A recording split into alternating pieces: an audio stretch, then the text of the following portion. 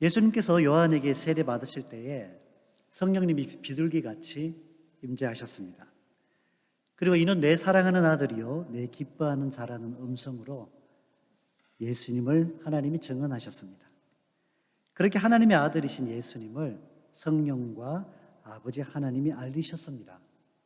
그리고 성령님은 예수님을 이끌고 광야로 나가십니다. 하나님 나라를 본격적으로 전하시기에 앞서 예수님은 광야로 이끌려 가셨습니다. 광야입니다. 황폐합니다. 의지할 것 어떤 것 없는 오직 하나님만 만나기에 가장 좋은 것이 광야입니다. 주님은 우리를 통해 영광 받으시기 원하는데 내 손에 붙잡을 것이 너무 많아 주님을 놓치고 살아갈 때 인생의 광야를 허락하십니다. 광야에서 주님과의 만남이 회복되어 삶의 가치와 방향이 땅에서 하늘로, 나의 만족과 자랑에서 주님의 기쁨으로 바뀌어지는 것입니다. 이렇듯 하나님의 존귀한 자녀다움의 가치 전환을 위해서 우리에게 시험을 허락하십니다.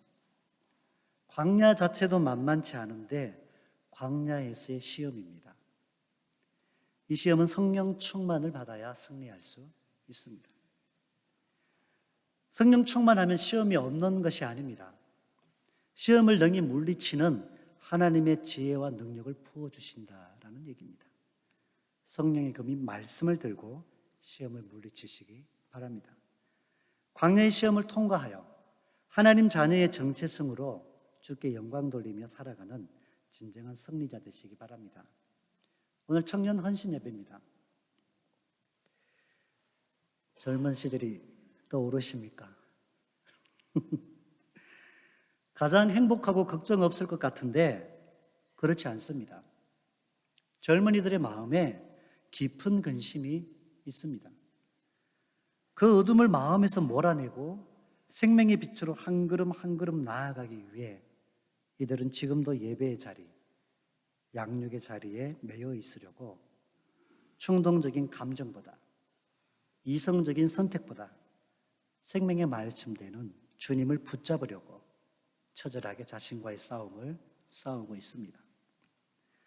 젊은이들의 믿음의 승리를 위해서 금요일마다 양육을 합니다. 6시 30분에 모입니다. 그러면 각 구역에서 금요일마다 정성껏 식탁을 제공해 주십니다. 사랑으로 준비한 육의 양식을 맛있게 먹고 마음이 열려 하나님의 말씀이 쏟아지는 풍성한 하늘의 식탁을 잘 받아 먹을 수 있도록 그런 마음으로 식탁을 준비하십니다.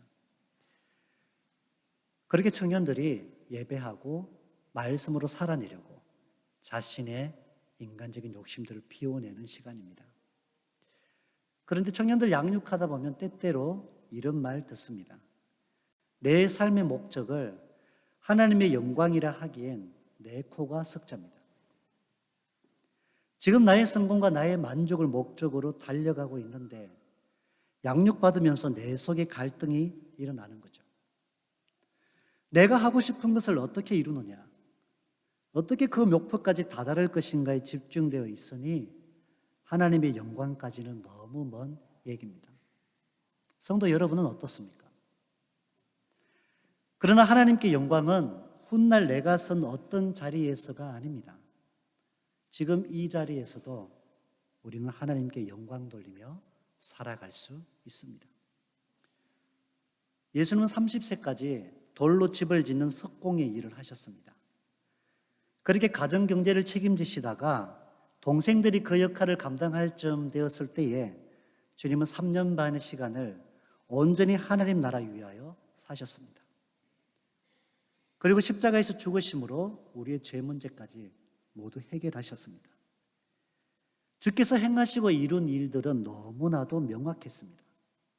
전능하신 하나님이시지만 우리같이 연약한 육체를 입으시고 죄의 유혹도 끊임없이 당하셨다라는 사실입니다.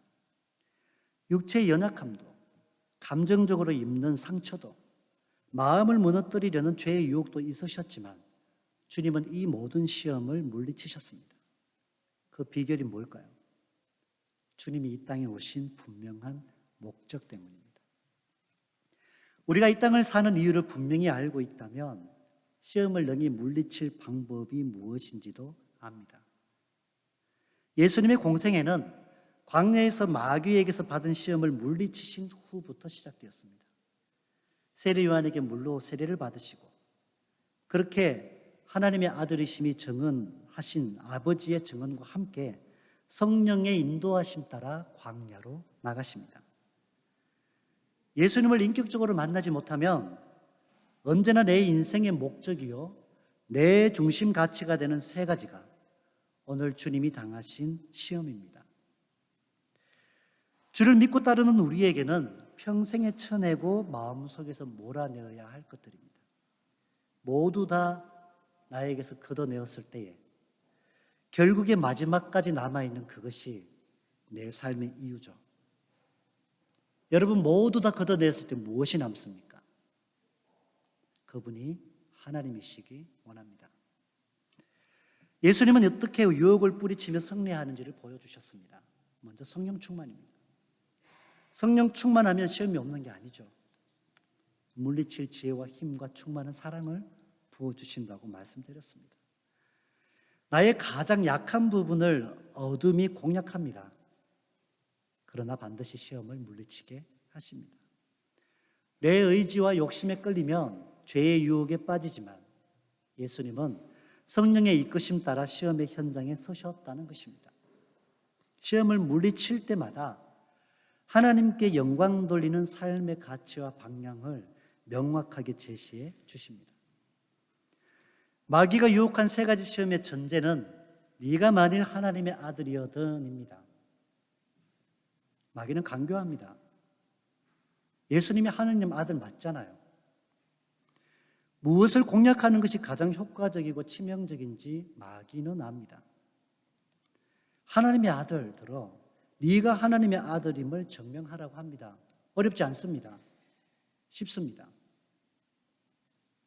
그렇게 광야에서 마귀에게 시험을 당하시는데 첫 번째 시험이 돌로 떡이 되게 하랍니다.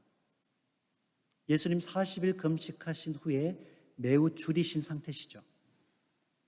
무슨 시험입니까? 너의 능력으로 줄인 배를 채운다면 내가 하나님의 아들로 인정해 주겠답니다. 할 수 있죠. 그런데 다른 무엇보다 너의 배고픔을 먼저 해결하는 것이 가장 중요하지 않느냐가 마귀의 시험입니다. 여러분 맞는 말 아닙니까? 맞는 말 아닌가요? 그런데 주님이 이것을 거부하셨습니다. 빵으로 살아가는 것만이 인생의 전부였다면 예수님이 이 땅에 오실 이유가 없습니다. 주님은 영원한 생명의 양식으로 이 땅에 오셨습니다. 빵으로 사는 것을 무시한 것이 아니죠. 빵 먹고 사는데 하나님의 말씀으로 살 때에 진정한 삶의 의미와 가치가 있다는 것입니다. 그것이 하나님께 영광이라는 얘기입니다. 굶주림의 해결보다 나에게 더 중요한 것은 하나님의 뜻에 순종하시는 것이란 걸 주님이 말씀하고 계시죠. 그러면 주님께서 필요를 다 아시고 채우십니다. 하나님 말씀 없이 사는 것이라고 말할 수 없는 거죠. 하나님 나라를 소유한 자들로 이 땅에서 영원의 시간을 사는 것, 영원의 가치를 사는 것이 우리가 이 땅을 살아가는 이유임을 말씀하고 계십니다. 예수님은 돌로 빵이 되게 하여 너의 배고픔을 해결하라는 마귀의 시험을 생명의 원천이신 하나님의 말씀으로 물리치셨습니다. 굶주리고 배고픈 상황에서 먹는 것이 가장 본능적인 욕구인데 그것을 말씀으로 이겨내셨습니다. 생명의 양식 되기 위해 이 땅에 오신 주님의 목적 때문입니다. 청년의 때의 성공을 향하여 많이들 달려갑니다. 제가 섬겼던 어떤 교회에 한 청년이 있었습니다. 청년 예배 열심히 나왔습니다. 그리고 소그룹 양육하는 시간에도 빠지지 않고 잘 나왔습니다. 근데 언제부턴가 교회를 안 오더라고요. 아니, 이 청년이 무슨 일이 있나. 한 달 정도 기다렸는데 이상하다 싶어서 연락을 했더니 이 친구가 임용고시를 계속 준비하고 있었거든요. 저한테 그 얘기합니다. 목사님, 저 임용고시 합격했습니다. 그 친구가 교회에 나왔던 목적은 자신의 먹고 사는 문제 해결입니다. 목적이 이루어지기까지 내게 안정감을 줄 붙잡을 대상으로 하나님을 붙잡았던 겁니다. 먹고 사는 문제가 보장되었더니 더 이상 하나님을 자신의 삶에 붙잡을 이유가 없어졌습니다. 나의 성공을 위한 절박함으로 붙잡은 존재였던 것뿐입니다. 그렇게 교회를 떠났던 한 청년이 기억납니다. 여러분, 무엇 때문에 예수 믿습니까? 무엇 때문에 믿음 생활 하시는지요? 영원의 시간을 살아가시기 바랍니다. 영원의 양식으로 이 땅을 살아가시기 원합니다. 하나님 말씀이 들어가야 영원한 생명으로 영적 가치를 삽니다. 세상 사람들 먹기 위해 산다는 말 자주 합니다.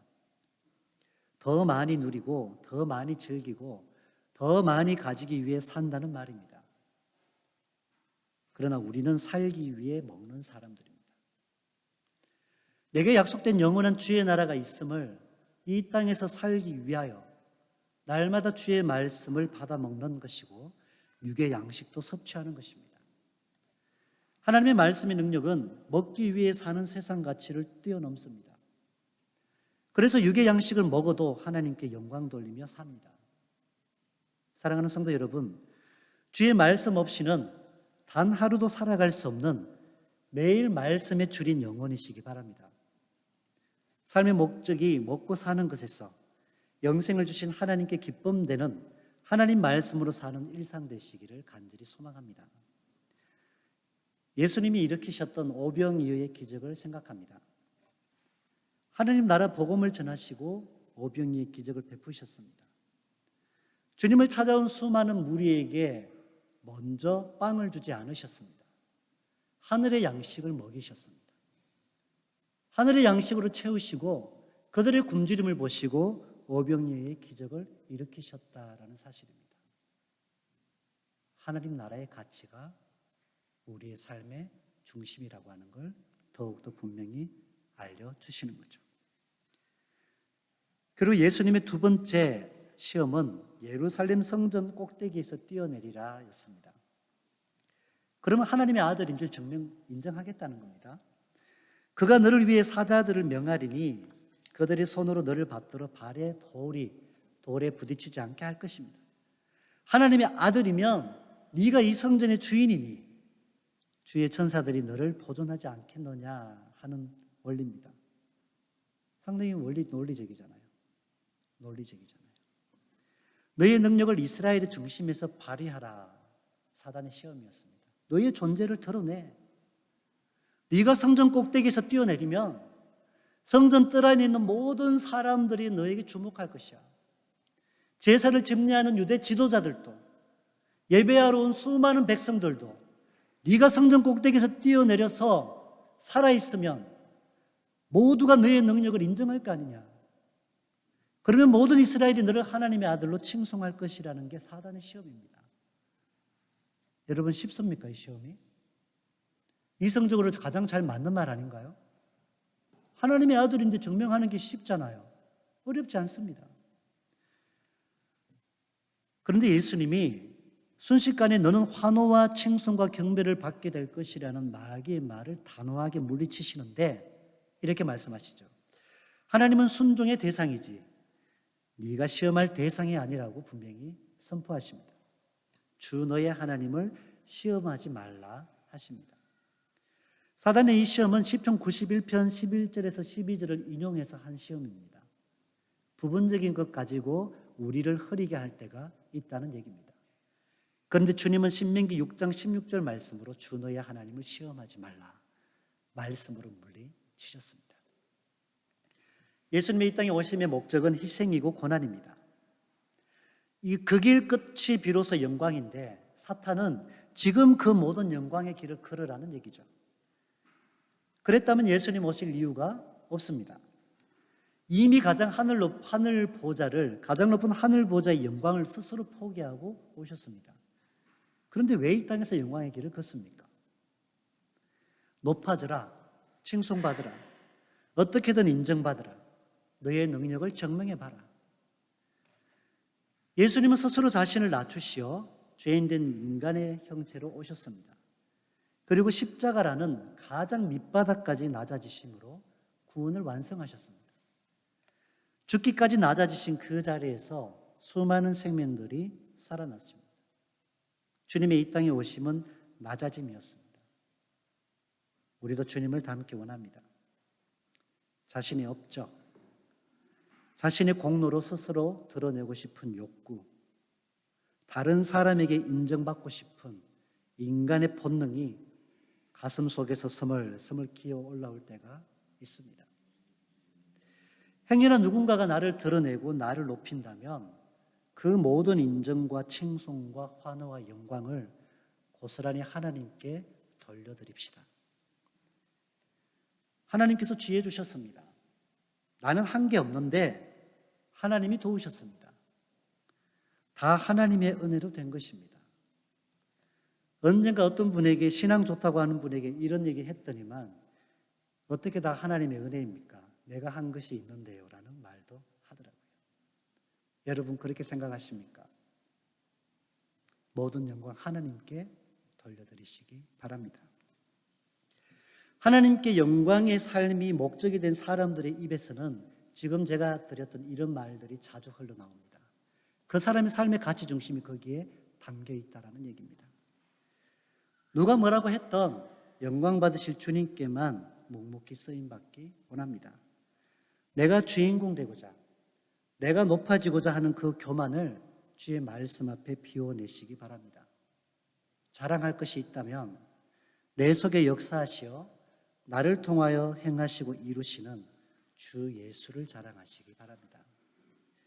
주님이 하셨습니다 라는 고백이 넘쳐나기 원합니다. 겸손한 섬김이 주의 나라를 이룹니다.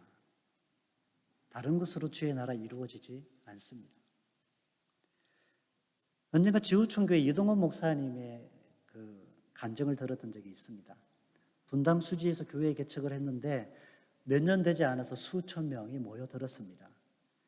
그리고 장로님과 회의 자리를 진행을 하는데 어떤 장로님이 그러시더랍니다. 이제 목사님의 왕국이 건설됐는데 뭐가 걱정입니까? 그 말 듣고 충격받으셨답니다. 나는 지금껏 주를 위해 달려왔는데 하나님 나라와 영광을 위해서 교회를 섬겼는데 저분의 눈에 비친 내 모습이 그랬던가?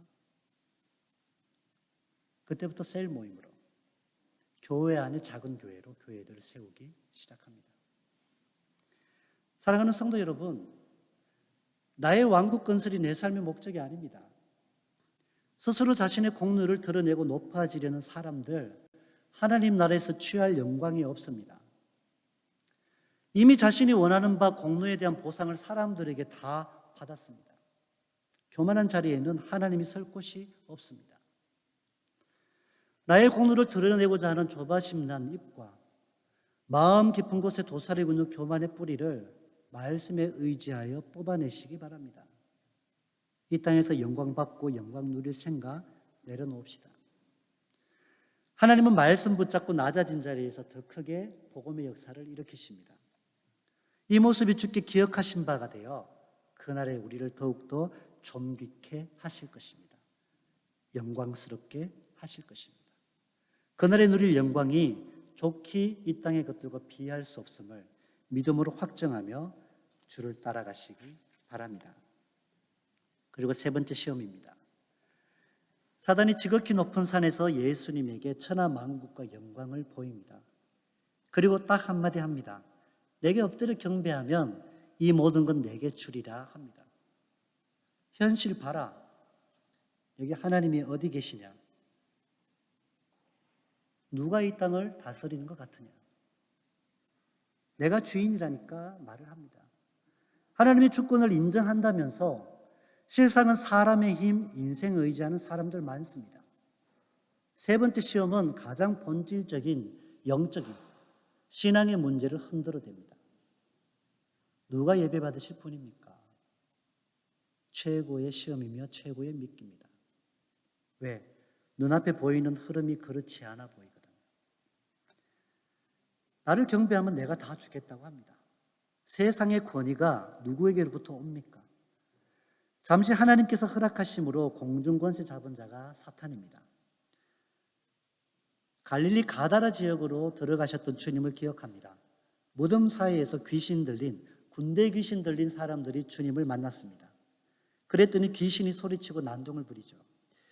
지금껏 자신들의 놀이터로 활개를 치며 다녔는데 예수님이 오셔서 그들을 자유케 하려고 하거든요. 그랬더니 두려운 것입니다. 그들이 말합니다. 저기 2,000마리쯤 되는 돼지떼, 저 돼지떼에게라도 우리를 들어가게 해주십시오라고 귀신들이 말합니다. 누구에게 허락을 구합니까?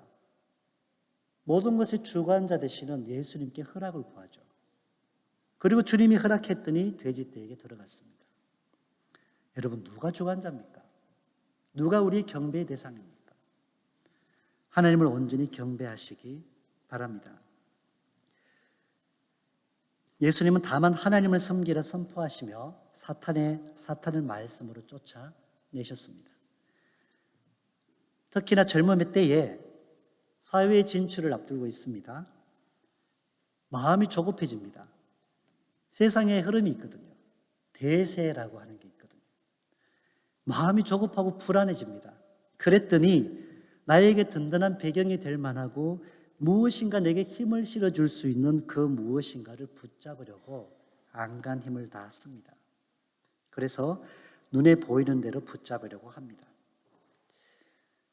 물질 만능주의로 부를 가진 자가 세상을 쥐락펴락하는 것 같습니다. 하나님을 부정하는 사람들, 인본주의자들이 세상의 중심에서 영향력을 행사하는 것 같습니다. 어디를 봐도 믿음의 원리대로 서려니 발붙이고 설 자리가 없는 것처럼 보입니다. 그러니 내게 든든한 배경이 될 만한 것을 붙잡으려고 합니다. 스펙 쌓기에 바쁩니다.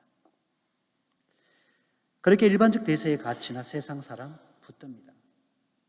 여러분, 누가 비전 있는 사람입니까? 스피릿으로 하나님께 시선이 고정되어 있는 사람입니다.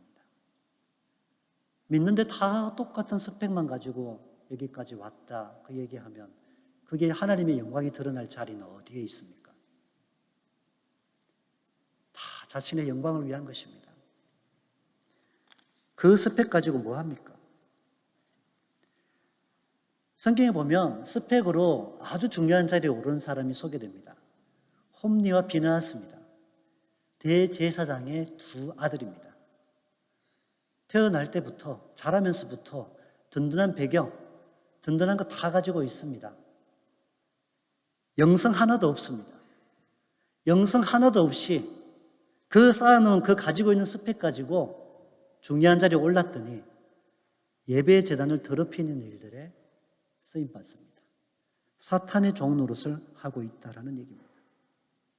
그 스펙 가지고 하나님의 영광을 가로막던 인생이 홈리와 비느하스였습니다. 주님이 세우신 스피릿으로 산 그 시절의 인생이 있습니다. 사무엘입니다. 사무엘 어릴 때부터 뭐 했습니까? 하나님의 성전에서 기도하고 말씀 보고 찬양하며 살았습니다. 늘 주님의 곁에 붙어서 살았습니다. 주의 제단에 매여서 살았습니다. 그랬더니 스피릿이 점점 더 깊어져 갔습니다. 하나님 앞에 온전한 예배로 나아갔더니 세상을 보는 분별력이 생겼습니다. 하나님이 주시는 지혜가 넘쳐납니다. 그랬더니 모든 이스라엘이 사무엘 말 한마디에 움직입니다. 이스라엘을 예배로 회복했던 사람이라는 얘기입니다. 성도들 제자반 양육하다 보면 삶의 변화들을 얘기합니다. 땅의 가치의 중심으로 살다가 하늘 가치의 중심으로 전환되어지는 고백들을 자주 하십니다. 근데 그렇게 된 원인이 뭡니까? 주의 말씀을 더 가까이 하게 됩니다. 안 하던 기도 다시 하게 됩니다. 말씀 속에서 주의 뜻을 붙잡게 됩니다. 그랬더니 육의 가치로 살다가 영성으로 사는 삶의 전환들이 일어나는 거예요. 이제 영의 가치가 삶의 중심이 되어져가는 그 과정 속에 있는 거예요. 그렇게 사는 사람들이 하나님의 영광을 드러낸다라는 사실입니다. 모든 것의 주관자는 하나님이십니다. 하나님을 온전히 예배하고 더 주님과의 교제가 깊어져 가면 우리는 스피릿으로 사는 사람이 되어 하나님께 영광을 올려 드리게 된다라는 사실입니다. 여러분, 사도 바울 잘 아십니다. 그만큼 많은 스펙 가진 사람이 있습니까? 로마 시민이죠. 헬라어에 능통하죠. 율법의 최고학자인 힐렐 학파의 가말리엘의 문화생이죠. 거기다 그리스 도시국가 다수의 출신이죠. 뭐 하나 평생 붙잡으려고도 잡지도 못할 것들 다 갖고 있습니다. 그런데 예수님 만난 후에 뭐라고 합니까? 자신이 가지고 있는 모든 스펙들 배설물이라고 합니다. 내가 예수 그리스도를 아는 고상한 지식에 이르렀더니, 주님을 알아갔더니, 그렇게 내가 붙잡고 나에게 자랑거리였던 모든 스펙들은 그냥 배설물이에요. 이제 이후로 나의 평생은 그냥 주님을 알아가는 삶이라고 얘기합니다. 그렇게 쓰임받고 살았더니 주님께 영광이 됐고, 그가 그렇게 내려놓았던 스펙들은 그냥 필요할 때 주님이 붙여주셨어요. 여러분, 그런 겁니다. 그렇게 사는 겁니다. 어릴 때 저와 같은 교회에서 믿음 생활했던 자매가 있습니다. 공부 하나도 안 했습니다. 정말 세상같이 누구보다도 더 세상같이로 살았습니다. 그러다 하나님 만났어요. 그리고 학교도 누가 말해도 알지도 못하는 전문대학교에 유치원 유아교육과를 나왔습니다. 그리고 유치원 선생으로 섬기다가 일하다가 몇 년이 지나서 유치원을 차렸는데 엄청난 일이 일어났습니다. 포항에 효곡동이라고 있습니다. 포항에 가장 엘리트들이 많이 모여있는 동네입니다. 다들 그 유치원에만 보냅니다. 그 유치원이 미어 터집니다. 너무 잘 됩니다. 애들이 그렇게 또랑또랑하고 그렇게 똑똑하게 잘하는지 몰라요. 그래서 그 형부가 물었답니다. 그 비결이 뭐냐? 그랬더니 한마디 딱 합니다. 애들 앞에 세울 때 항상 기도한다는 거죠. 애들 데리고 기도하는 것밖에 없다는 거예요. 가만히 보니까 기억하니까 이 친구가 어릴 때 교회 유초등부 아이들을 성탄 발표 때마다 찬양하는 거 연습시키고 율동하는 거 연습시키고 아이들 세우는 거, 그거 계속 해왔습니다. 교회에서 그렇게 해왔더니, 그렇게 하면서 애들 기도해서 올렸더니 이게 유치원에까지 삶이 이어져 가는 거예요. 그랬더니 거기에서 보통 유치원 선생님들이 볼 수 없는 것들을 보게 하시고 그 부분을 터치하고 깨우는 거예요. 그랬더니 모여드는 거예요. 걔보다 얼마나 많은 스펙이 있는 사람 많습니까? 근데 영성으로 하니까 그렇게 오는 거예요. 영성으로 하니까 모여드는 거예요. 너무 불안해하고 조급해하지 마십시오. 하나님과의 깊은 교제 가운데 영성이 있으면 그 영성이 하나님의 역사에 드러나는 통로가 되고 여러분의 삶이 하나님께 영광 돌리는 삶이 된다고 하는 것 절대로 잊지 마시기 바랍니다. 예수께서 당하신 위 세 가지 시험을 보며 오늘 우리는 우리가 뛰어넘어야 할 시험임을 발견합니다. 주께서는 이 세 가지 시험을 성령 충만한 가운데 모두 하나님의 말씀으로 물리치셨습니다. 예수께서 이기신 세 가지 시험이 우리가 평생 물리쳐야 할 유혹임을 알고 주의 말씀으로 승리하여 구체적인 하나님의 역사에 쓰임받기 원합니다. 늘 성령의 인도하심에 이끌리면 성령으로 차고 넘치기에 어둠이 비집고 들어올 틈이 없습니다. 늘 말씀에 접속되어 살아가면 말씀의 감정과 지식과 의지를 지배하는 능력으로 역사하기에 파고드는 어둠을 말씀으로 물리치는 것입니다. 십자가로 나를 자녀 삼으신 하나님의 은혜에 집중합시다. 자녀된 도리로 주님께 기쁨이 되는 삶은 성령 충만, 말씀 충만으로 살아가게 합니다. 그렇게 하나님께 영광 돌리는 인생은 하나님 말씀으로 이 땅을 살아갑니다. 그 낮아진 자리에서 일어나는 하나님의 역사의 증거가 됩니다. 예배자로서의 영성으로 세상은 하나님이 다스리신다는 사실을 선포하며 사는 것입니다. 이것이 청년의 때에 하나님께 영광을 돌리는 가치 기준입니다. 우리가 살아가는 삶의 가치라는 것입니다. 지금 그 자리에서 하나님께 영광 돌리며 영원의 시간을 살아내시는 축복된 인생이기를 간절히 소망합니다. 우리 시간 함께 기도합시다.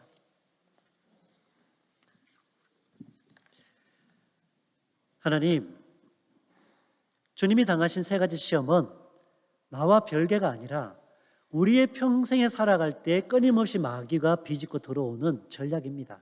방법입니다. 하나님, 성령 충만케 하옵소서, 말씀 충만케 하옵소서, 늘 생명의 빛을 세상 가운데 힘있게 바라며 하나님께 영광 돌리는 우리의 삶이 되기 원합니다. 영원의 시간을 이 땅으로 살아가는 우리가 되게 주옵소서. 하나님, 낮아진 자리에서 주님의 역사를 보게 하옵소서. 스펙으로 승부 걸지 않고 스피릿으로 승부 거는 하나님의 사람들 되게 주옵소서. 우리 이 마음 가지고 다 같이 기도하겠습니다. 하나님, 감사드립니다. 주님의 선하신 뜻 가운데 우리를 부르셨습니다.